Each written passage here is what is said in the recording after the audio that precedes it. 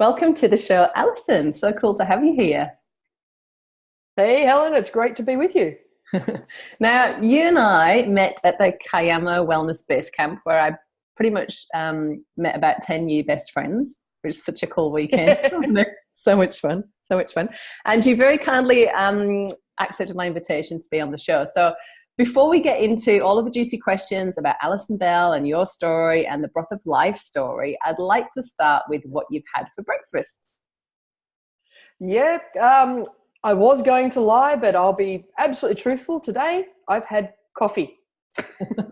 Some days I wake up and I'm literally just not hungry. I'm just ready to go. So it was sort of a matter of getting the kids ready, packing their lunch, giving them a nice healthy breakfast, and sending them out the door. And I really just wanted a coffee and to just get into it with the work I had on today. But if I gave an honest answer of most mornings, I am a sucker for bacon and eggs. I have 2 eggs and a slice of bacon, and I do absolutely love that for breakfast. Awesome. That sounds delicious. And I know you mean, like, some mornings you just feel like you just want to get straight into it, don't you? And that's the beauty of being fat adapted. You don't need to rely on your, carbs to get you through, because you can just, eat from your own fat resources and your own fat stores. Absolutely. Yeah, definitely. Yep, very cool. So, Alison, take us back. Share your story with us of your battles with your health. I know your son has had his own health issues as well, and tell us how that's all brought you to become the owner of Broth of Life. Yeah. Look, I've got identical twin boys, and whilst I don't like to compare them, it's very hard not to. So we noticed one of our boys was having a lot of behavioural issues from an extremely young age. I mean, and if we really look back, we can see it pretty much from birth. He would have tantrums and crying that would last 2.5, 3 hours. And they weren't your typical tantrums. He'd be quite violent. He'd be quite aggressive. He'd throw things around the room. We had holes in the bedroom wall. I'd often go in and I'd have to hold him, and I'd kind of be in a brace and sort of rocking him for about 2 hours. And he was just so angry. And there was never a trigger. We couldn't find anything in particular that would set him off. Nothing, you sort of felt like you were walking on eggshells. And I did see many doctors about this, and most of them all wanted to send you on a parenting course or give him Ritalin. And, at the age of 2, that's the last thing you want to hear. And 3. So eventually we found a practitioner who, I can't speak highly enough of her, who's really helped us with his behaviour.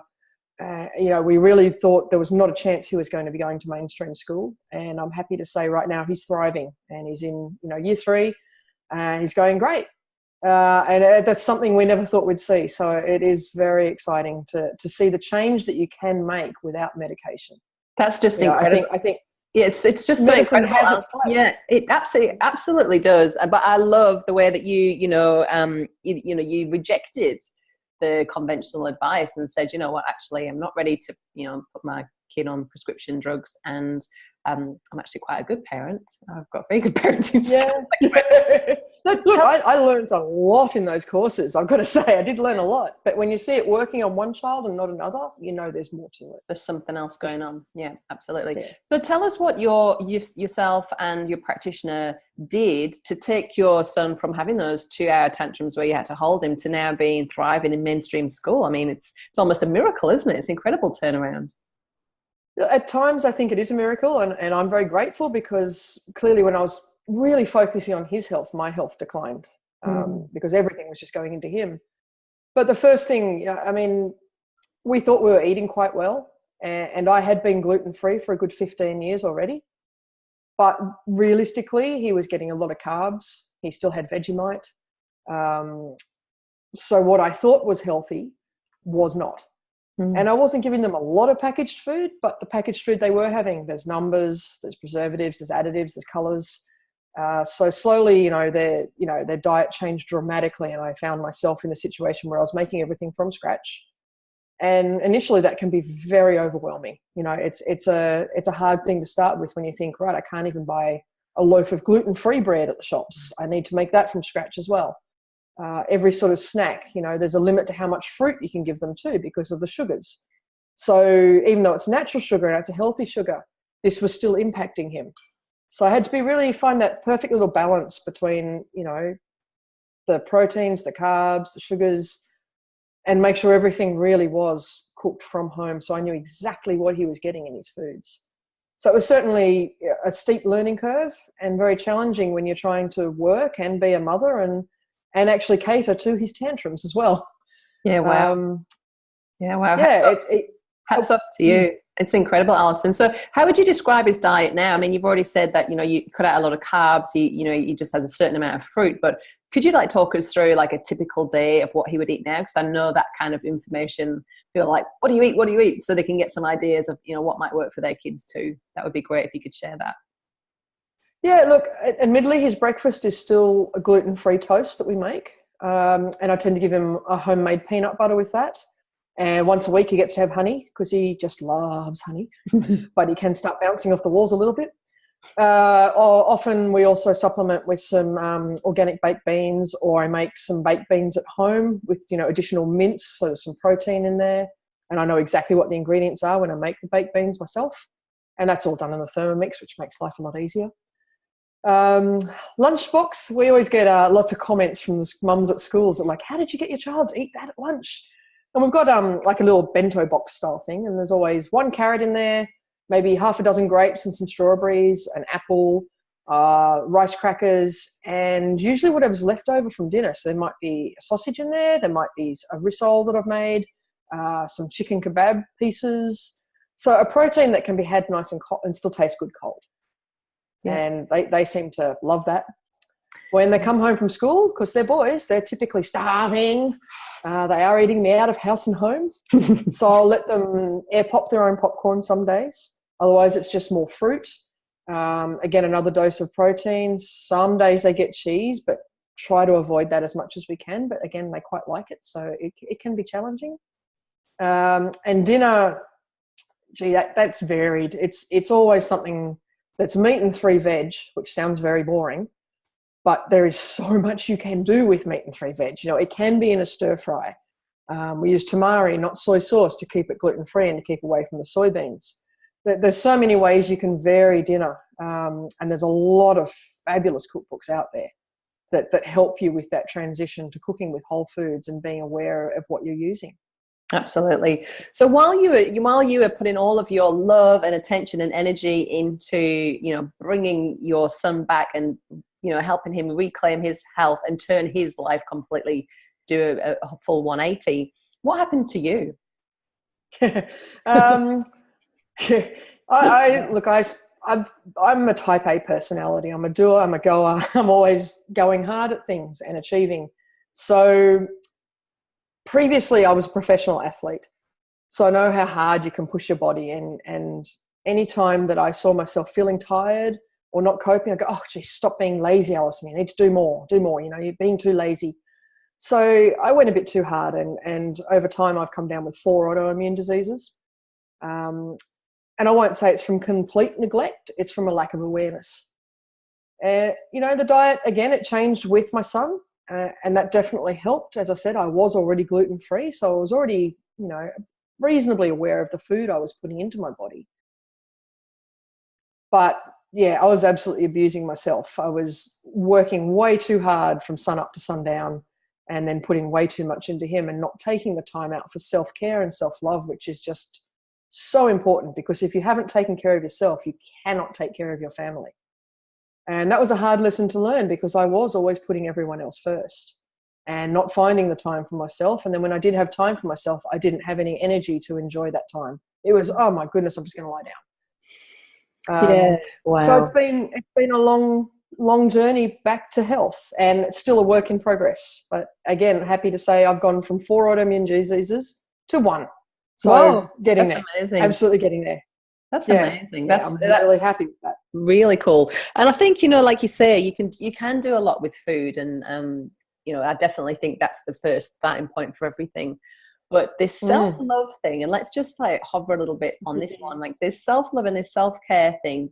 Let's talk about that a bit more, and tell us a little bit more about what you did specifically, in any kind of non-negotiable rituals that you need in your life, so that you can have a successful business, be an awesome mum, have a great relationship, have a cool life. I mean, I follow you on Facebook. I see all the cool things you get to do. But let's talk a little bit about that lazy mentality, because I was brought up and I've had to like totally debunk that belief as well, around that, if you're feeling tired or you've had enough, like, come on, you push yourself through, have a coffee. I used to take caffeine supplements when I was a uni student to keep pushing through, like, and even like to the point of, with food and stuff, like if you were hungry and you're on some kind of calorie controlled diet, you'd like fill up with water or fizzy drinks, like all of these signals that, like you're getting from your body to say, look, slow down, eat, rest, that we've just completely pushed away. And I want to know, like, where does that come from in our culture? And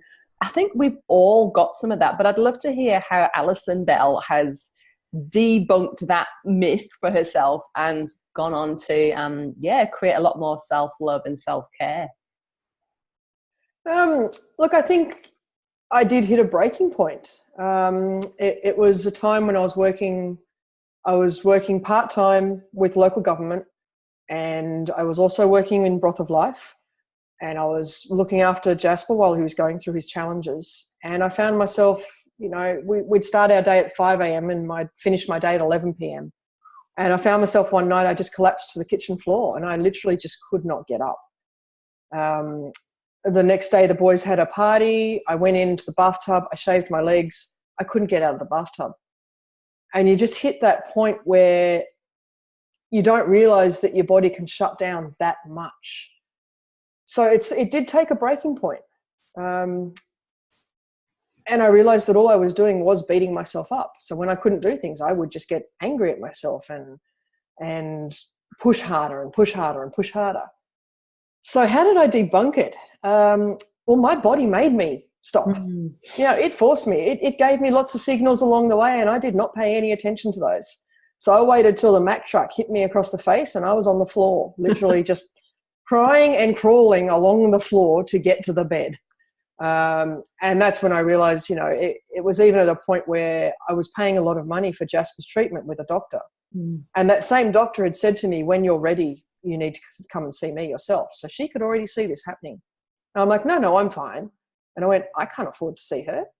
I can pay for Jasper to see her, but I can't afford it. And I don't have that time to go and spend with her. And that's where you realize how much you aren't looking after yourself. Like, to even make those statements out loud now, it just seems really obvious. I needed help. So one of the biggest transitions I had was I've always struggled to meditate. I've always struggled to be still. I don't sit still well. My mind does not stop. And I tried many forms of meditation, even through my days as a professional athlete. I would work on different visualizations and meditations, and you'd be lying there and they say, now feel your ankles get heavy, feel your legs heavy. And just as my thighs would get to the thighs, working our way up the body, I go, my toe's itchy. And I go down and scratch my toe. And I go, oh no, I lost it. I have to start all over again. They're like, feel your stomach relax and the back. And I'm like, yeah, I'm uncomfortable. I want to roll onto my side. Like, I just could not stop.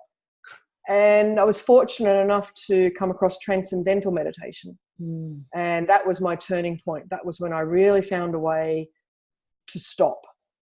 And it started out just for 5 minutes a day, 10 minutes a day, and I built up to 20 minutes a day, twice a day. And now, I've gone further and I've come across the shamanic practice, which is a bit out there and a bit different to what most would expect, but it's just a complete in-tune feeling with nature, really getting back to the basics of nature. And feeling the beat of a drum, and the sound of a drum will take me into a very deep trance and really release my mind. So I certainly start every day with that, and that's always a minimum of 20 minutes. I don't actually time it. I have no idea really. Some days it's an hour, but it feels like 5 minutes tops. And that really allows me to let go and allows creativity to come in and my whole day to be set up in a really different way. Wow. Well, that sounds really interesting. No one can interrupt that. The boys even know they can come in and they know when I'm doing that to just sit still and they don't interrupt me, and they know mummy's just having her time. So they've learnt to respect it. At the age of 8, they can understand that that's just something mummy needs to do, and they now sit down and mimic, and they sit with me cross-legged, and I didn't teach them that. No, They well, kind of just mimic. that's you behaving as a perfect role model to show them how to, how to bring mindfulness into their life. And I think that it's great that you've got that. And boundaries don't make you a bitch, do they? Like my kids know as well. When I'm off meditating, I usually do it naked in the veggie patch and sunbathe at the same time. But the kids know then as well. Don't. You can just wait with your questions for 20 minutes. Like that's all it's going to take. And that just makes me so much of a better mum when I've had that, same as you, when you've had that time. Absolutely. And I find afterwards I'm more present to them. I'm with them rather than just running around. But it's not something I found easily. It's taken me 42 years to find that space, and I've been trying pretty hard for a lot of it. Yeah. So it's don't stop trying. You've got to keep trying.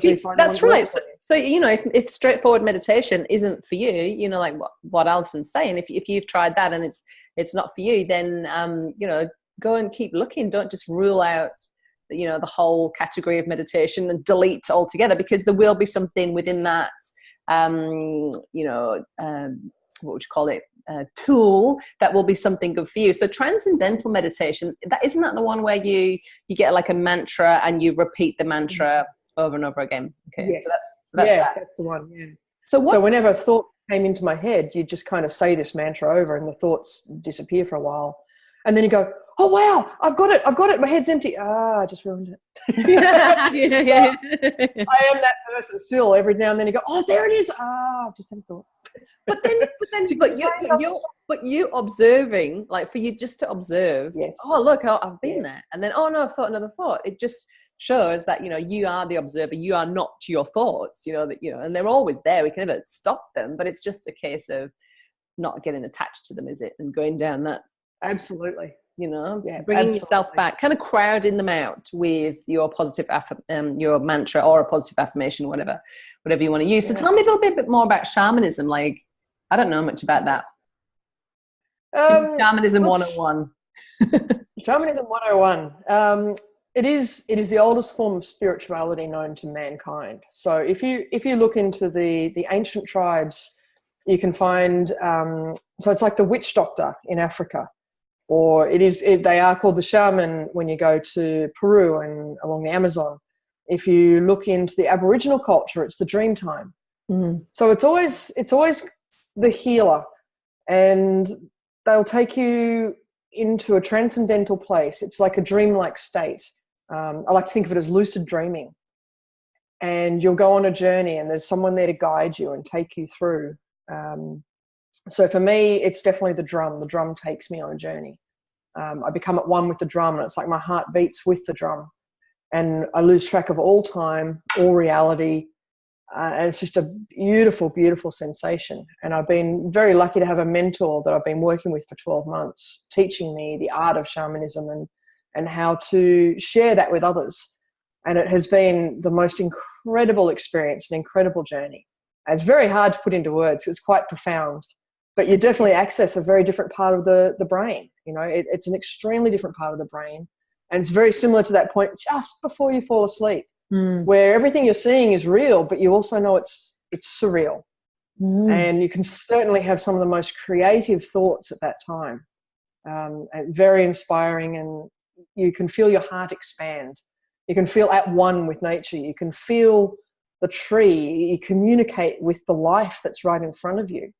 So even though there's no verbal communication, you can even feel a communication with water that's flowing nearby, because your body is 80% water. And you are communicating with them when you drop into these states. So it is a beautiful place to go.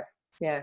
Sounds incredible. I'm gonna Google a bit of shamanism. It's funny because I went to a Rebecca Campbell event earlier on in the year, and at the end of the event, she gave everyone a card, and I got the shamanism card. And she said, "Oh, you obviously." Wow. Yeah, she says, "You obviously know a lot about shamanism." And I was like, "Never heard of it. Don't know what it is." And it's funny, and I've stuck it. I've got like a wall of like inspirational stuff, right? And I've stuck it on there, and I keep looking. I think I must look into that. And now you've mentioned it again. It's just like one of those things when things keep coming back around. You're like, okay, I need to. But this really resonates with me because I believe we're all nature. We're all the same. We're all connected. We're all the same divine energy, just, you know, whether you're water or whether you're a tree or whether you're having a human experience. I think that we're all connected. So that really resonates with me. So I might just look out, everyone. I'm going down the rabbit hole of shamanism. Who knows what? Well, the form that's probably most known by people would be the Native Americans. And when you see them with the drums and the feathers and they're sort of, hey, that kind of a song going on, it's a communication via sound. So yeah, that's probably the one most people are most familiar with. Cool. But yeah, it's a beautiful spiritual practice. Absolutely. Yeah. I'm going to look into that. And do you have any other lifestyle rituals that you have as non-negotiables, whether it be from obviously the food you eat, you're very specifically gluten-free. Yes. Do you have other things like around your sleep or around, you know, time for you? Any other self-care rituals you can share with us? Absolutely. I use aromatherapy every day. And I have since I was about 16.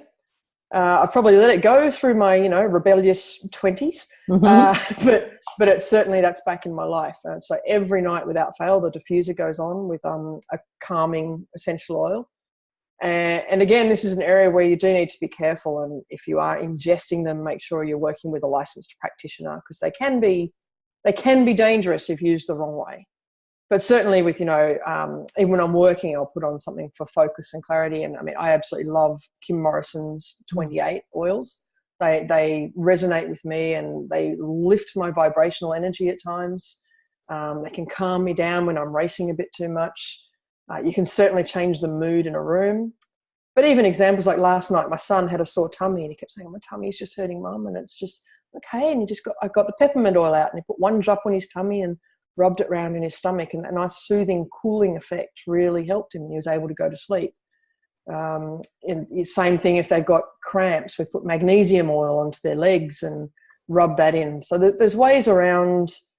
I definitely use essential oils constantly throughout my day, and without fail every night before I go to bed. That is absolutely a ritual that would never be missed. I'd love to say that my sleep patterns are perfect and I go to bed by this time and I make sure I get my 8 hours sleep. But yeah, I'm a night owl. You're a night owl. It's a bad habit. I love staying awake at night. There's something about late at night, it's my time. Everyone else has gone to sleep. The house is quiet. My oils are going and I pull out a book and I should go to sleep earlier. I should just turn that light off and go to sleep earlier. But yeah, I can be a bit of a sucker for staying up till about 11 o'clock at night. That's not too late. That's all right. Not too bad. That sounds lovely. I do love the house when it's all quiet but people are in it, so it's full. Yeah. But it's nice and quiet, and that's my time at night. I get that nice hour or two just completely to myself. Oh, so, yes, heaven. Sounds great. And I will say, it would be amiss of me not to say, every night whilst I am reading, I am always drinking a chicken broth. I will always have a chicken bone broth. Which is a wonderful segue into Broth of Life, because that's where I was going next. So nice segue. I like it, Alison. Very good. Yeah, I threw that in beautifully. You did throw that in beautifully. I didn't want to self-promote too much there, you see, but that is part of my ritual. Absolutely. Yeah, awesome. So tell us about Broth of Life. It was a company that was set up originally by your friend, and then you kind of took it and super scaled it. So tell us the story. Look, when we were working with Jasper's health and then consequently with my own gut health, I learned so much about how important the gut is to our overall well-being, for autoimmune diseases, for behavioural disorders, for general health and well-being, for your immune system. Just it's really responsible for almost everything that goes on in the body. And bone broth became part of our daily lives. And there is a point where you really do get tired making it, and you get tired of your house smelling like bone broth. And that's where bone broth powders came into our lives.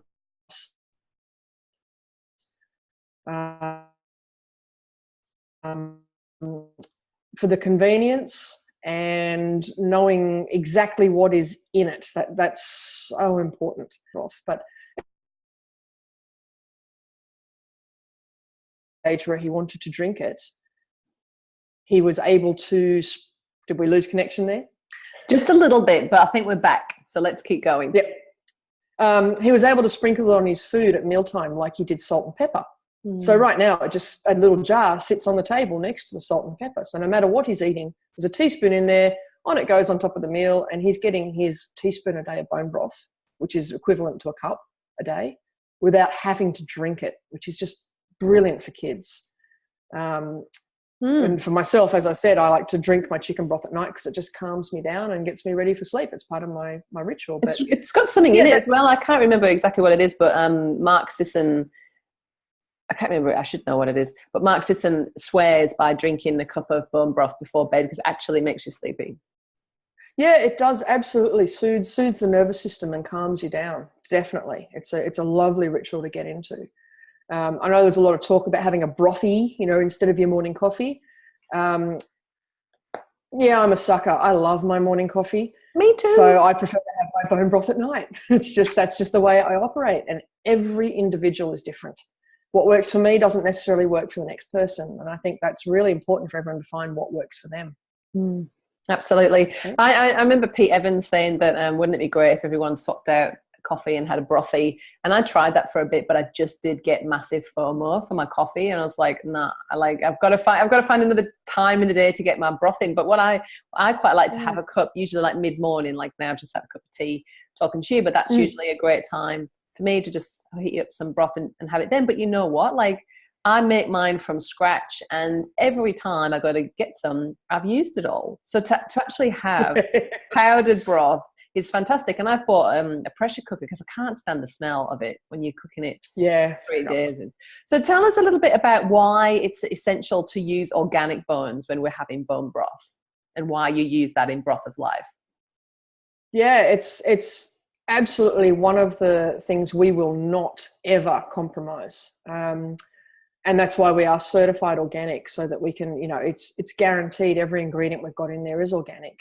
Because when you're slow simmering those bones for such a lengthy period of time, the whole point of the process is to extract all the nutrients out of those bones. And the bones is what actually stores all the toxins as well. So if an animal has had, been fed with antibiotics and medications and grain fed, and full of all kinds of nasty stuff, that's what's in the bones. So when it's slow cooked, that's also what is extracted with the really good stuff. So often it can be detrimental to your health to be drinking bone broth if it's not actually using organic, preferably grass-fed bones. So we've been really particular in sourcing grass-fed start to finish. You've also got to check that with your local butcher. Often they're grass finished, but not fed the whole way.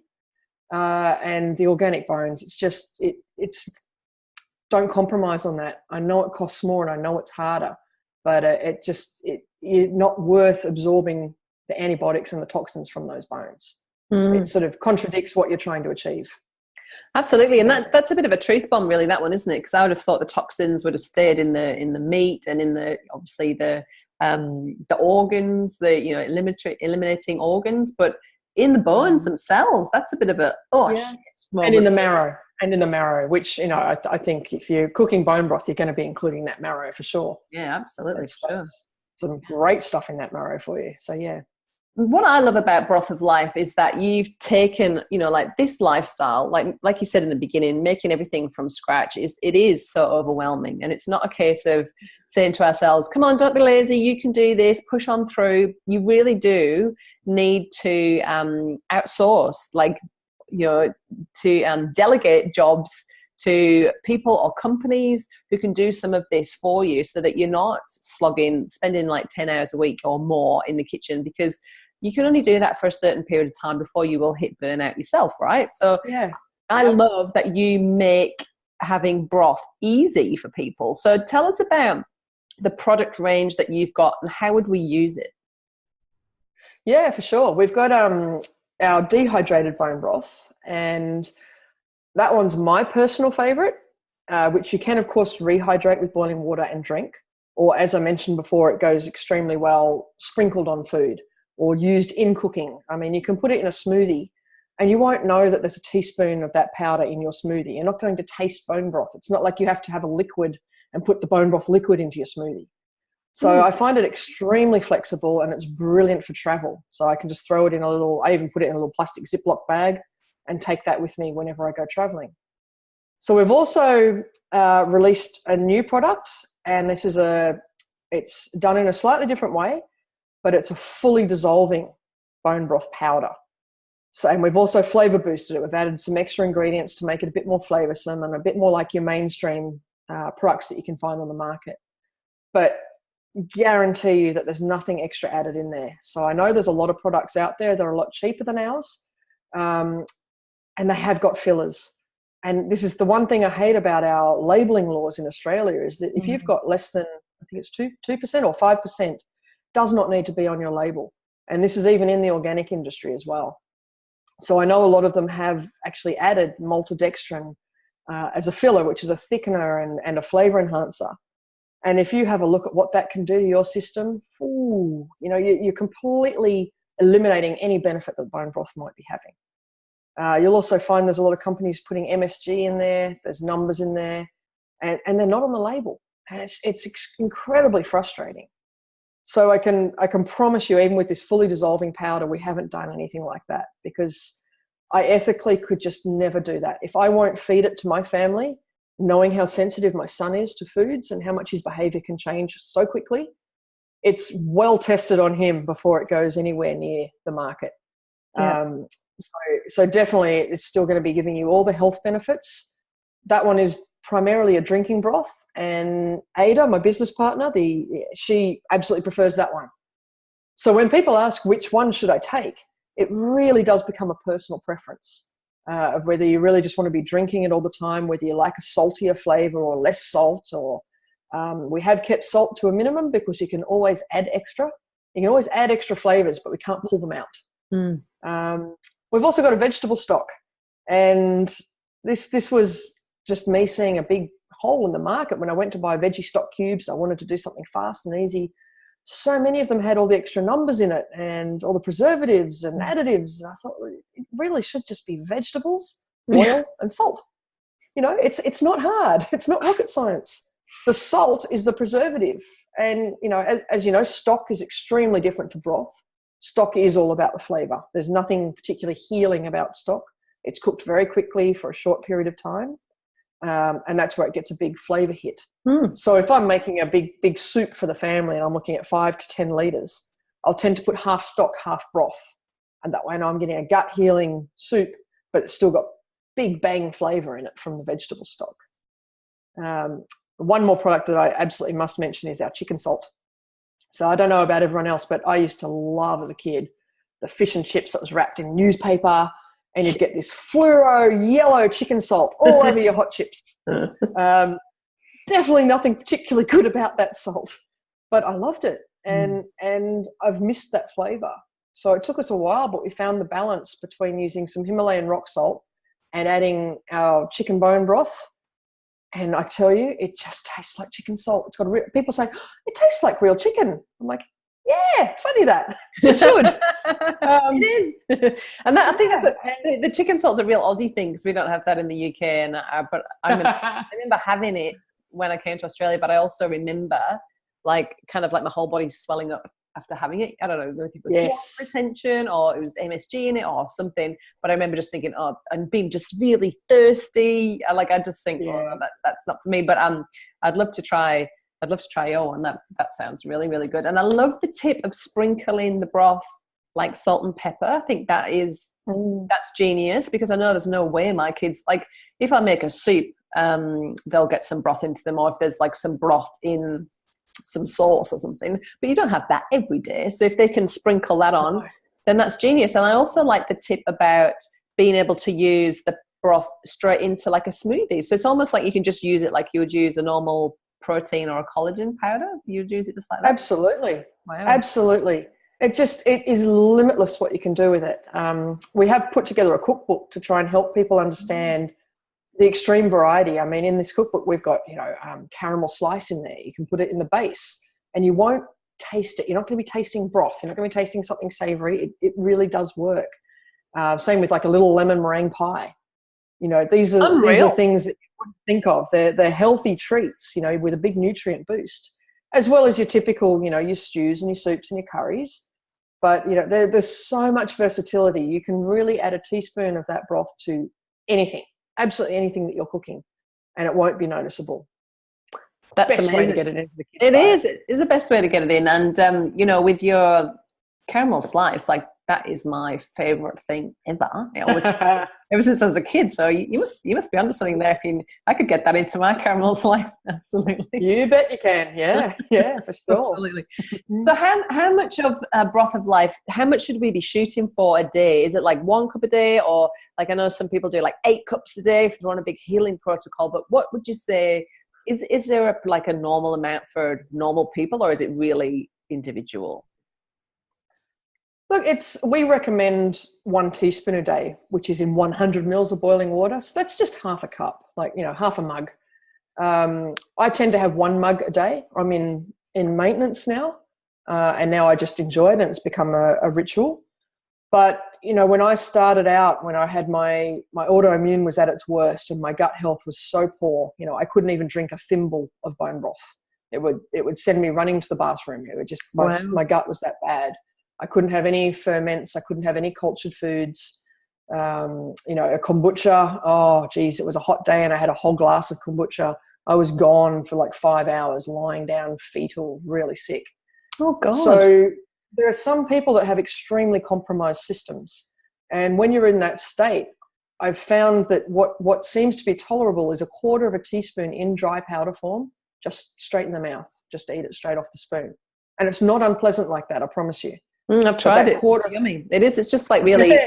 It's. I can't really describe it. It's not. It doesn't taste like broth. It's just really like, it's a nice salty, meaty. I like it. It tastes. Yeah, it's yummy. Yeah. It's like almost chewing the meat around the bone. Yeah. So look, 1/4 teaspoon once a day, and after a week, if you find that your body's tolerating that, you build up to 1/2 teaspoon once a day, then to the full teaspoon once a day in dry form. And then try the 1 teaspoon in the boiling water, rehydrated, to drink. So it's a slow process of building up. If you find, you've got a system that's reasonably healthy and you're ready to go straight away, there's no limit to how much you can have, because this is a whole food. It's just food. It's not a medication. There's no way you can overdose on it. So, another example of when I was particularly unwell, I had appendicitis. And I was under close supervision of a doctor who said, the first doctor I saw was your regular GP, your standard GP. He wanted me in an ambulance straight away, straight to the hospital. Let's get that appendix out right now. So I pulled into my holistic GP on the way and just sort of said, I know you're flat out, but can you see me for 5 minutes? I'm on the way to the hospital. And she said, yes, you have acute appendicitis. Okay, we're going to monitor this very closely. So this is not something to do without being monitored, but for 4 days I had nothing but bone broth. Wow. So I was drinking 10 cups a day, alternating between chicken and beef and lamb, a bit of variety. And she also did have me on some herbal medication. And after 4 days, the inflammation had gone down. So, you don't underestimate the healing benefits of food products, of giving your gut a break and just filling it with a nutrient-dense product. So I had enough energy from drinking bone broth for 4 days, because there's so many nutrients in there that I could keep functioning and could keep being a mother and could keep working. You won't be able to overdose on it. But for the average person, 1 cup a day, 1 mug a day. Well, 1 mug a day is totally doable. So if we wanted to buy some Broth of Life, where can we get it from? We sell online at www.brothoflife.com.au. And you can subscribe to our newsletter on that website, as we often do have specials running, like we might have a free shipping promotion or something like that. But on that website, you'll also find a stockist tab, so you can find what shops we are in, because we are in a lot of health food shops across the country. So you can find us a lot of places. Yeah, and also at most of the Wellness Couch events. You will be there. Absolutely. In person, or your lovely business partner who I met at the Wellness Summit. Yes, yep. One of us is always there, yeah. Which is really, really cool. So they're really good fun events. Yeah, oh, they're so much fun. Seriously, I'm just still energized from both of them. Like, they're so much fun. Just getting there's something like so cool about connecting like this. You know, you're on the other side of Australia, and we get to connect, and that we can keep in touch when we're not really seeing each other in real life. But to actually meet in person, have a hug, share a glass of wine and a dinner together, like, and to talk about, you know, everything. You know, everyone at this event is similar to you. You know, everyone's like-minded and inspirational, and it's just, look, you meet your tribe. You know, there's nothing I enjoy more than speaking to all the people out there who have currently got problems or healed from problems, or really understand that food can help them and how to nourish themselves. And it's great when you get together with like-minded people, because I think we tend to forget we're in our little cocoon and our little tribe, and we forget that out there are these people that aren't educated or aware of how good they can feel by changing their food intake and their diet and the types of foods they eat.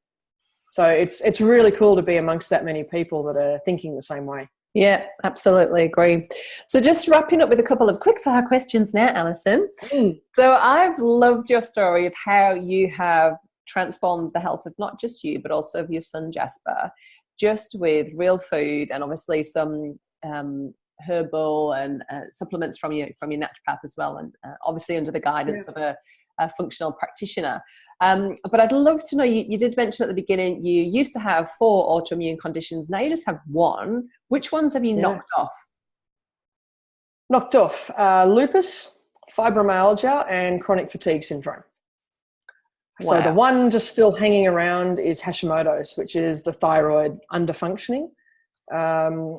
And look, I had several doctors say, nope, you'll be on medication for life for that one. That's all there is to it. But no, I am working very hard with a practitioner, and we've slowly been reducing the dose that I currently take of, I take a natural pig thyroid. NDT? And Armour Force. And sorry, not Armour Force, just Armour. And that's really been helping. But yeah, it is slowly reducing, which is very exciting, which means it is healing. I am getting there. The gut health has improved when I look at the bioscreen results from when I started 4 years ago to where I'm at now. But, you know, it's taken me 10 to 15 years to get this unwell. So you can't expect to get well in a month or even 1 year.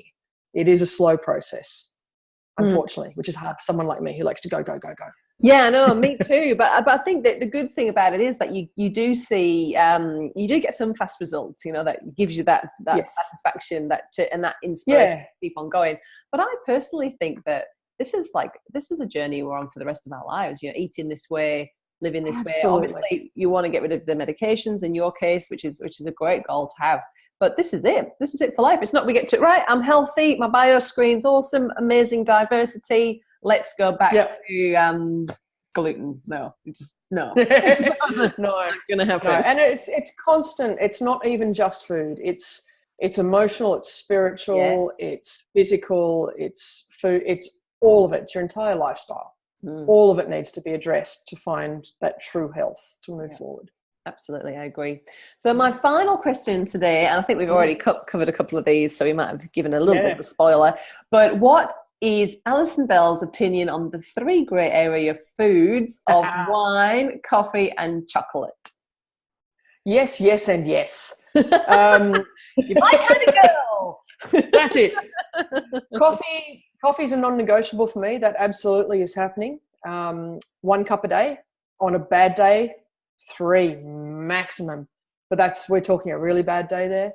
1 cup a day, and it is also ritualistic. It is a time when I sit complete. I've gotten rid of the kids. They've gone out the door. They're on their way to school. I sit down at my desk and I have my coffee, and I enjoy every mouthful. I enjoy the process of making it.